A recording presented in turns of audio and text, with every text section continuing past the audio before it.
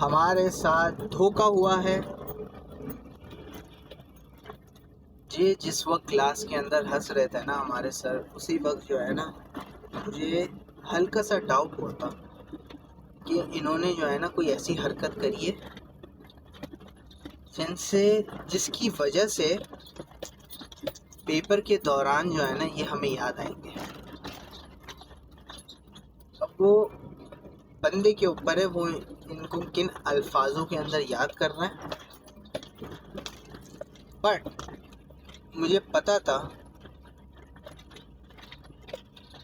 कि कोई ना कोई जो है ना ये काम ऐसा ज़रूर करेंगे कि पेपर के दौरान हम इन्हें याद करेंगे। जिस पेपर की बात हो रही है इधर वो है PCM, परफॉर्मेंस कॉम्पनसेशन मैनेजमेंट। आपको याद होगा मैंने आपसे पहले भी बहुत दफ़ा जिक्र करा है कि 2 सवाल थे, कॉम्पा रेशियो 1, दूसरा आइस फायर। और जब ये पक्का था ना कि पहला कॉम्पा रेशियो का सवाल है, तो हमने मिड से जो 2 क्लासेस हमारी पहले हुई थी, हमने कोई कसर नहीं छोड़ी थी सर से जो है ना सारी चीज़ें पूछने के लिए। हमने हर एक चीज़ जो उससे रिलेटेड थी वो सारी चीज़ें जो है ना वो हमने पूछ ली थी। ठीक है, X, Y, Z जो भी उससे रिलेटेड कॉन्सेप्ट था, क्या होता है कॉम्पा रेशियो, किस तरीके से होता है, ये वो सब पूछ लिया। अब जब हमने ये चीज़ें पूछ ली, उन्हें उस वक्त शक भी हुआ था। उन्होंने बोला है कि यार आप लोग बहुत पूछ रहे हैं मुझे इस बारे में, क्यों पूछ रहे हैं आप इस बारे में? तो बोला sir we are eager to learn, हम जो है वो सीखना चाहते हैं। तब तक उन्होंने जो है ना पेपर सबमिट नहीं करा था, बना लिया था लेकिन सबमिट नहीं करा था उन्होंने एग्जामिनेशन डिपार्टमेंट। और मुझे लग रहा है कांड यही हुआ है हमारे साथ। भाई जा यार, क्यों हॉर्न मार मार के मेरी बजा रहा है? 2 लेन वाला रास्ता है, एक लेन पर मैं हूँ तो दूसरी लेन खाली है ना। या तो पहली दफ़ा चलाना सीख रहा है बंदा। बहरहाल सबमिट नहीं करा था उन्होंने पेपर, और मुझे इसी चीज़ का शक हो रहा है कि उस आदमी ने जो है ना पेपर बदला है। क्यों भाई? पेपर जो है, बाकियों के पेपर आते हैं एक फॉर्मेट वगैरह उस हिसाब से होते हैं। सारा जो पेपर है आप समझ लें 16 का फॉर्मेट, वो 16 का साइज़ होता है फॉन्ट का, उस पर था और बोल्ड हुआ था, हर चीज़ बोल्ड हुई हुई थी। बस जो बीच का जो लिखा होता है ना एग्जामिनेशन, जैसे PCM exam, performance compensation management का एग्ज़ाम, बस वो चीज़ जो है वो सेंटर अलाइन हुई हुई थी। बाकी सब चीज़ जो है ऐसी थी, ऐसा लग रहा था जल्दी जल्दी में जो है ना ये वो वाला पेपर था जो इंसान जो है वो मुश्किल से 5 मिनट में बना दे, अगर उसकी थोड़ी टाइपिंग स्पीड ज़्यादा हो, वरना 10 मिनट में आराम से बन जाएगा। ये कांड हुआ है हमारे साथ जो है ना, इस तरीके से धोखा करा है इस आदमी ने। अब धोखा किस लेवल का हुआ है मैं आपको उस धोखे की इंतहा जो है बताता हूँ। धोखे की इंतहा जो हुई है ना हमसे, हमारे साथ, वो धोखे की इंतहा ये हुई है कि इस चीज़ से पहले ही जो है ना इन्होंने हमारा एक क्विज़ लिया था। मिड से हमारे 2 हफ्ते पहले इन्होंने क्विज़ लिया था, जिसके अंदर इन्होंने हमें ऑप्शन दिया था। याद रखिएगा, ऑप्शन इज़ इम्पॉर्टेंट। ऑप्शन दिया था इन्होंने हमें, 2 सवाल दिए थे, जिसके अंदर इन्होंने ये कहा था, एक आपके पास चॉइस है, either you write an appointment letter for yourself, the second thing is that either you write a personal a personal story which motivated you, which inspired you। मैंने बोला भाई अपॉइंटमेंट लेटर लिखना तो ज़िंदगी में नहीं सीखा ना, हम कभी अपॉइंट हुए हैं तो हमने देखा हो अपॉइंटमेंट लेटर। मैंने बोला दादा ये चीज़ तो नहीं आती, फिर वो चीज़ करनी चाहिए जो चीज़ आती है। पर्सनल जो आप वो होती है ना राइटिंग, वो मैंने बहुत करी है, आदी हूँ मैं वो करने का, मैंने उसी को चूज़ करा। मैंने जो है वो लंबे लंबे उसके अंदर वो चीज़ें लिखी, वो तो उसमें 8 आउट ऑफ 10 आ गए। मैं 10 मार्क का था, 8 आ गए। वार्ड भी मेरी बेवकूफ़ी की वजह से मैं जब लिखने पे आता हूँ ना मैं ये चीज़ भूल जाता हूँ भाई कि वो पैराग्राफ भी करना होता है यार। पैराग्राफ से जो है वो अच्छी लगती है राइटिंग। पैराग्राफ दिए बगैर मैंने संग संग करके जो है ना वो 4-5 पेज भर दिए। वो पढ़ने वाले के लिए भी अज़ाब हो जाता, मुश्किल हो जाता। तो इस वजह से जो है उन्होंने वो काट दिए मार्क्स। बहरहाल बहरहाल not to that's not that's more important चीज़ ये चॉइस पे था। जिन बच्चों ने ये करा भी था ना उनके साथ हुआ ये था, उन्हें जो है मिले थे 4, हद से हद हाईएस्ट 4 मिले थे। और उसी दौरान जो है इन्होंने जो है ये भी बोला था जब इन्होंने चेक करे थे पेपर्स कि you should always opt for the easier thing. Appreciate करा था उन बच्चों को जिन्होंने जो है वो आसानों की तरफ गए थे। और फिर अभी हमें पेपर में धोखा ये हुआ हमारे साथ जो अच्छा एक और चीज़ भूल रहा हूँ मैं, भूलना नहीं चाहिए। सॉरी डकार आ रही है क्योंकि वो सेकंड लास्ट पेपर था। इसके बाद का जो पेपर है वो हमारा जो है वो अगली वीडियो में बताते हैं वो उस पेपर के अंदर हमें क्या करना है। बट वो इस वजह से आई है डकार क्योंकि सेकंड लास्ट पेपर था। हमारे पुराने जो हैं वो दोस्त जो है एक उनसे बात हुई थी, वो करीब में ही थे, तो उनके साथ हम चले गए थे वक़ार की बिरयानी खाने। वक़ार की बिरयानी तो जाहिर सी बात है बिरयानी की अब थोड़ी वो डकार है यार। पहले जो है ना मैंने देखा पहले के उस पहले में और अब में बहुत फ़र्क हो गया। पहले हमारी खुराक थी, हम माशाल्लाह से 2 जन भी हो ना तो 3 किलो 4 किलो तक खा लिया करते थे।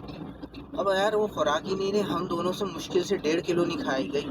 1.5 किलो भी अज़ाब हो गई थी हमारे लिए ख़त्म करना। 1 किलो हमने मंगवाई थी 4 रोटी वाली, एक आधा किलो हमने मंगवाई थी सादी, एक रायता और एक कोल्ड ड्रिंक भी वो दोस्त ने पी थी। मैंने तो कोल्ड ड्रिंक पीता ही, मैंने तो कोल्ड ड्रिंक ख़त्म कर दी है। कितना 5 महीने होने वाले कोल्ड ड्रिंक मैंने पीना ख़त्म कर दिया। तो हाँ उसकी सॉरी बहरहाल इम्पोर्टेंट चीज़ जो मैं अभी आपको बताना चाह रहा हूँ वो ये है कि इन्होंने ये कहा था रिज़ल्ट देने के बाद कि मैं आप लोगों को अपॉइंटमेंट लेटर लिखाना सिखाऊंगा। मैं आपको अपॉइंटमेंट लेटर लिखना सिखाऊंगा। लिखाना सिखाऊंगा क्या होता है, सॉरी मिक्स जम्बल दबट, कभी कभार इधर उधर निकल जाते। लिखना सिखाऊंगा ये कह दिया, रात गई बात गई। इनका एक और मसला ये है कि 1 हफ्ते पहले जो ये बात करते हैं ना, जो कमिटमेंट करते हैं उसमें पूरे नहीं उतरते। अब उम्र का भी हम ये कह सकते हैं, उम्र का भी तकाजा है। माशाल्लाह से 75 साल के हैं, सॉरी 75 साल के हैं। 1 हफ्ते पहले जो कहते हैं वो अगले हफ्ते भूल जाते हैं कि मैंने क्या बात कही थी। इतनी सी मिसाल है। हमारे लिए जो है ना जुम्मे को जो है आना थोड़ा इशू था। क्यों? क्योंकि बाकी हर हफ्ते जो क्लासेस होती हैं वो 9 से 11 होती हैं। जुम्मे के अंदर जुम्मे की नमाज़ की वजह से, क्योंकि टाइम ज़्यादा चला जाता है नमाज़ की वजह से, तो यूनिवर्सिटी वालों ने ये करा है कि 9 की जगह जो है 8:30 बजे क्लासेस कर दी, आधा घंटा सारी क्लासेस पहले कर दी हैं। अब सुबह सुबह यार 8:30 बजे आना जो है ना वो थोड़ा जो है ना वो मुश्किल था। अब इसी चीज़ को मद्देनज़र रखते हुए जो है ना हमने जो है वो सर से जो है वो दरख्वास्त करी थी कि सर थोड़ा कंसेशन वगैरह। अब ये हैं टाइम के पाबंद आदमी, ये बोलते हैं भाई वक्त पर आओ, 8:30 बजे 8:25 पर क्लास में होने चाहिए वरना अटेंडेंस नहीं लगेगी। तो सर इसका तो करते हैं। तो 1 हफ्ते उन्होंने एग्री करा कि ठीक है जुम्मे के दिन आपको अलाउ है, जुम्मे के दिन आपको अलाउ है लेट आना, सैटरडे को लेकिन टू द पॉइंट हम 9 बजे आ जाएंगे। मैं बोला हुक्म सर, आपने कह दिया, आपकी बातें सर आंखों पर, वही जो बाकी टीचर उसके लिए करते हैं। हफ्ता गुजर गया, अगले हफ्ते क्या हुआ भाई, सही है कंसेशन दिया था ना उन्होंने बोलते लेट आ जाना जितना चाहे 1 घंटा हो जाए कोई मसला नहीं है। आधे घंटा 8:30 से 9 बजे 9 बजे उसी को बोल दिया भाई जो आए उनके अटेंडेंस लो बाकियों की नहीं लो। तो भाई बात से मुकर गए आप। देन अगेन आप टीचर हैं, आपके पास सारी राइट है यार, लेकिन थोड़ा हमारा भी ख्याल करें। हम आ गए थे, मेरी छुट्टी नहीं हुई थी, एक ही दफ़ा हुई थी वो, उसके बाद से जुम्मे को भी जल्दी आना। ठीक है, ये हो गया। अगली दफ़ा एक ये हफ्ता फिर ऐसे गुजर गया, ये हफ्ता, अगला हफ्ता जो है भाई मुकर गए। जुम्मे को भी बोलने भाई क्योंकि सबके दिमाग में वही था जुम्मे को लेट आ सकते हैं, जो 8:30 बजे था, जो 2 लड़कियां थी बस पहुंच गई थी वो टाइम पे, पता नहीं क्या है वो फारिस तनीन, इतने सुबह सुबह पहुंचना है, वो पहुंच गई थी, उनके अटेंडेंस लगा, बाकी किसी की नहीं लगा। कर लो बात। इनको याद ही नहीं रहा भाई मैं क्या कमिटमेंट कर चुका हूँ, क्या ज़बान मैंने दी है और उस ज़बान का क्या वो हो रहा है। भाई कुछ ज़बान की कदर ही नहीं है यार। लोग इधर ज़बान की मान रखने के लिए क्या क्या कर देते हैं, उन्हें ज़बान की कदर नहीं है। बट देन अगेन उन्हें हम ब्लेम भी तो नहीं कर सकते ना, वो सारी ज़िंदगी उन्होंने जो है ना बड़ी बड़ी जगहों पे HR डिपार्टमेंट में थे। HR तो होते ही जो वो अक्सर झूठे, सॉरी टू से, डिसेप्शन बहुत होती है उनके अंदर जो है ना। तो हाँ ये बात है। बहरहाल ठीक है, ये हुआ था। अब इन चक्करों की वजह से ना इन पे भरोसा पहले ही जो है ना हल्का हल्का भरोसा छूट रहा था, और इस वजह से जो है जब इन्होंने बोला था अपॉइंटमेंट लेटर करवाऊंगा मैं, और जब इन्होंने मिड तक करवाया नहीं था, तो क्या तुक बनती थी मिड के अंदर देने का। यही हुआ था, जो एक सवाल हम सोच रहे थे कॉम्पर रेशियो का आना था, वो आया नहीं सवाल कॉम्पर रेशियो का। कॉम्पर रेशियो की जगह उस्ताद ने हमें ये वाला सवाल मत्थे मार दिया अपॉइंटमेंट लेटर का। अबे आप अपॉइंटमेंट लेटर बनाना नहीं आए भाई ज़िंदगी में, मतलब जॉब करी है लेकिन HR या उसकी जॉब थोड़ी करी है अपॉइंटमेंट लेटर बनाने वाली जॉब। अपॉइंटमेंट लेटर बनाने ही नहीं आता, जॉब करी है लेकिन HR की जॉब थोड़ी करी है। अबे जो HR वाले जो ले रहे थे सीनियर्स हमारे, कुछ ऐसे भी है ना जो HR के अंदर ही 3-4 साल गुजारे, अबे उनसे नहीं बना अपॉइंटमेंट लेटर ढंग का, हम घंटा बनाएंगे। अपॉइंटमेंट लेटर बनाने दे दिया भाई, मैंने तो उस सवाल को छोड़ा, मैंने बोला जाओ, करना ही नहीं है मुझे, देखना ही नहीं है इस सवाल को। सेकंड सवाल पर आओ, वो आइस एंड फायर वाली हरकत, उसमें कहा गया था भाई ice and fire both are equally destructive. Robert Frost ने कहा है इसका कॉन्सेप्ट जो है, इस चीज़ का कॉन्सेप्ट जो है परफॉर्मेंस मैनेजमेंट के अंदर कहाँ अप्लाई होता है। आपके भाई ने होशियारी करी, वही जो पुराने पेपर्स में करते आए, चैट GPT जिंदाबाद। चैट GPT से मैंने बोला भाई ये चीज़ है कि मुझे ये सवाल मिला है, अब इसका मुझे जो है आप कुछ 2-3 ऐसे सवाल बनाकर दो जो शायद आ सकें, क्योंकि ये सब्जेक्ट जो है परफॉर्मेंस और कॉम्पनसेशन का है। उसमें जो है ना उसने जो जो लिखा ना वो मैंने 2-3 दफ़ा जो है ना पढ़ लिया, ताकि दिमाग के अंदर जो है ना एक ब्लाइंड इमेज रहे कि अगर दिमाग में कोई पॉइंट ना आ रहा हो तो वो चीज़ लिख दो। खत्म, यही चीज़ है परफॉर्मेंस मैनेजमेंट। परफॉर्मेंस मैनेजमेंट के अंदर क्या होता है भाई, आप दूसरे की परफॉर्मेंस देखते हैं, दूसरा जो है वो किस तरीके से काम करता है, और उस हिसाब से जो आप उसको जज कर रहे हैं, आप उस हिसाब से उसको जज कर कर जो है ना उसको फिर मैनेज करना है। अगर वो अच्छा काम कर रहा है तो उसको ज़्यादा रिवॉर्ड वगैरह देंगे, कम काम कर रहे हैं तो उसको ट्रेनिंग वगैरह देंगे, भाई तो अच्छा हो गया, ये सारा बन जाता है परफॉर्मेंस मैनेजमेंट के। बहरहाल हमने इसको टैकल ऐसे करा क्योंकि इसमें बात ये हो रही थी कि ice and fire both are equally destructive. बर्फ और आग जो है वो दोनों जो है तबाही हैं। तो हमने उसको परफॉर्मेंस के सेंस में ऐसे बोला कि भाई आग को हमने ये लिया टू मच प्रेशर, आग की मिसाल हमने ली टू मच प्रेशर के, अगर आप अपने एम्प्लॉयज़ पे बहुत ज़्यादा प्रेशर डालेंगे तो वो बर्न आउट हो जाएंगे। जब वो बर्न आउट हो जाएंगे तो वो उस तरीके से अच्छे तरीके से परफॉर्म नहीं कर पाएंगे, और जब वो अच्छे तरीके से परफॉर्म नहीं कर पाएंगे तो वो उसका रिज़ल्ट जो आपको मिलेगा वो अच्छा नहीं मिलेगा। इस तरीके से मैंने जो है ना 2 पेज इस पे भर दिए, नहीं 1 पेज इस पे भरा। अगली बारी आई बर्फ़ की, भाई बर्फ़ के अंदर क्या, भाई ने बोला भाई बर्फ़ के अंदर ये होता है कि आप जो है अपने एम्प्लॉय को वो नहीं कर रहे, मतलब बहुत ज़्यादा नहीं, आप अपने एम्प्लॉय को आपने छोड़ दिया, अब आप अपने एम्प्लॉय को मोटिवेट ही नहीं कर रहे हैं। अब जब आप अपने एम्प्लॉय को मोटिवेट ही नहीं करेंगे तो उसके पास कोई वजह ही नहीं होगी अच्छे तरीके से परफॉर्म करने की। जब वो उस अच्छे तरीके से परफॉर्म नहीं कर रहा तो उसको तो नुकसान हो ही रहा है, क्योंकि वो कोई काम नहीं कर रहा तो उसकी तरक्की नहीं हो रही। आपको भी फ़ायदा, आपको भी नुकसान हो रहा है कि वो ढंग का कोई काम ही नहीं कर रहा, आप फालतू में उसको पाल रहे हैं। इस पर मैंने 1 पेज लंबी कर दी। सर ने एक चीज़ बताई थी, लेकिन जब भी तुम्हारे पास ऐसे सवाल आए ना डिफेंड करना, अच्छाई बुराई बताना और फिर अपना ओपिनियन देना। ये मैंने एक अच्छाई बताई, ये दोनों की जो है ना मैंने बुराई बताई, सही है। अब अच्छाई इसके अंदर इन अ सेंस थी नहीं, तो अब मैंने अपना पॉइंट ओपिनियन दिया और डिफेंड करा। ओपिनियन मैंने दिया उसका। अच्छा, पहले जो है ना मैंने बात अपनी थोड़ी डिफेंड भी करी। कैसे करी भाई? मैंने आँख की बात और आइस की बात में मैंने ये कहा कि नीचे का एक कॉल है, जर्मन फिलोसफर, उसका एक कॉल है कि that which does not kill you makes you stronger. वो चीज़ जो आपको क़त्ल नहीं कर पाती वो आपको मजबूत करती है, ठीक है। मैंने इस पॉइंट पे ये चीज़ लिखी कि नीचे ने ये तो कहा है, लेकिन इसके अंदर अगर आप अल्फाज को सही तरीके से समझें, एक हिंट इसके अंदर ये भी है कि अगर वो चीज़ आपको कत्ल नहीं करती तब वो आपको मजबूत करती है, अगर वो चीज़ आपको कत्ल कर दे तो आपको मजबूत करेगी ही नहीं। तो इसके अंदर एक ये आंसर भी है कि प्रोबेबिलिटी है कि कत्ल भी हो सकती है उस चीज़ से। तो यही है कि अगर आप इतना प्रेशर वगैरह डालोगे तो ज़रूरी नहीं है हर इंसान झेल सके उसे।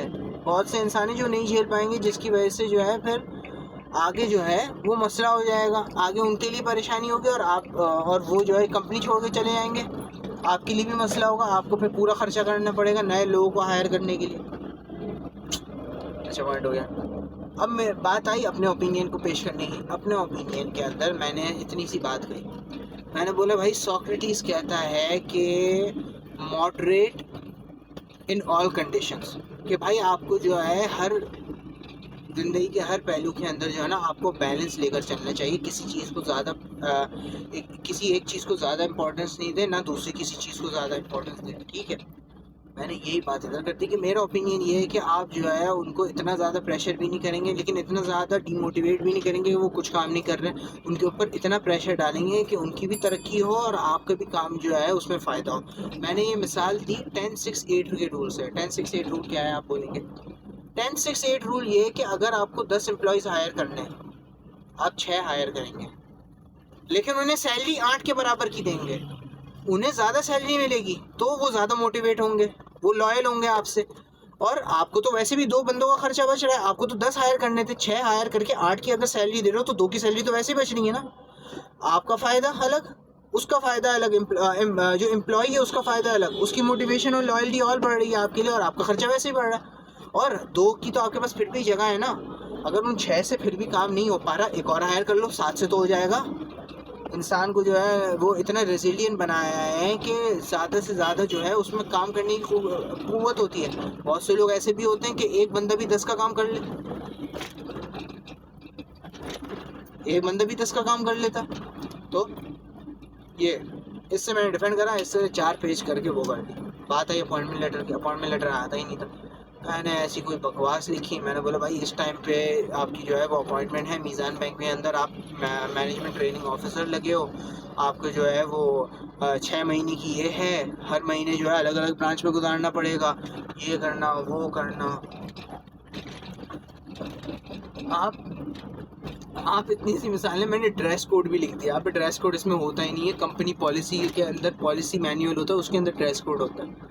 बहरहाल जो कुछ समझ आता था वगैरह उसके अंदर लिख दिया, आपका पैसे कितने मिलेंगे, बेनिफिट वगैरह क्या मिलेगा, ये कर कर जो है ना लंबी वगैरह करके मैंने कर दिया, हो गया। अब जब उनकी क्लास के अंदर जाएंगे उनको पकड़ेंगे ज़रा कि यार ये क्या तरीका था आपका। बहरहाल हो गया, गुजर गया। मिलते हैं फिर अगली दफ़ा एक और नए मुद्दे पे बात करने के लिए। Take care.